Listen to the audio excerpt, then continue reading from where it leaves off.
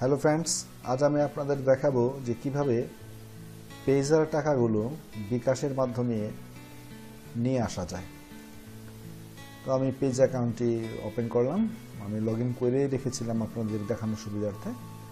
দেখুন, আমি ভেবেছিলাম যে পেজাতে আমি যে টাকাটা বিকাশের মাধ্যমে পাঠাচ্ছি সেটা ডলারে পরিণত হবে, না হয়নি।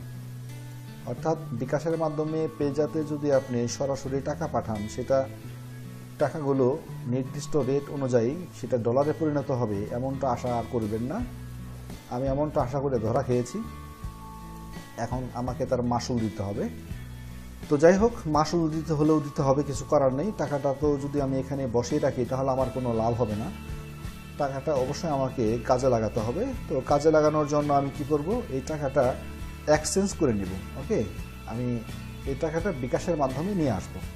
তো বিকাশের মাধ্যমে টাকাটা নিয়ে আসার জন্য আমি কি করব, দেখুন, প্রথমে ডিবিএসি ওয়ালেট এটা আমি ওপেন করব। আমি ডিবিএসি ওয়ালেটটা ওপেন করলাম। দেখুন, ডিবিএসি ওয়ালেটের ড্যাশবোর্ডে চলে আসছে। যেহেতু ইউজার নেম এবং পাসওয়ার্ড আমার সেট করাই ছিল, এখন আমি শুধু সাইন ইনে ক্লিক করব। এরপরে দেখুন, এখানে সব মিলিয়ে 3টে অপশন রয়েছে: buy currency, sell currency, exchange currency. তো আমি যেহেতু এক্সচেঞ্জ করতে যাচ্ছি, আমি বিক্রি করতে চাচ্ছি না। বিক্রিটা কখন ব্যবহৃত হবে আপনি জানেন, যে যখন আপনি ডলার বিক্রি করবেন তখন। ওকে, তো আমি এক্সচেঞ্জ কারেন্সিতে আমি এখানে ক্লিক করলাম। এখানে কিছু নিয়ম শৃঙ্খলা দেওয়া আছে, আপনি